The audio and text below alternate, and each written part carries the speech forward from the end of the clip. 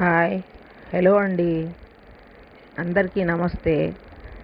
మా ఇంటి పైన ఉన్న బాదాం చెట్టు వీడియో తీద్దామని చెప్పి పైనుంచి కొంచెం తీశానండి. కొమ్మలు వచ్చి ఉంటే బాగా పైకి, మళ్ళీ కిందికి వచ్చి తీశానండి వీడియో. బాదాం చెట్టు చాలా బాగా అనిపించిందండి నాకు.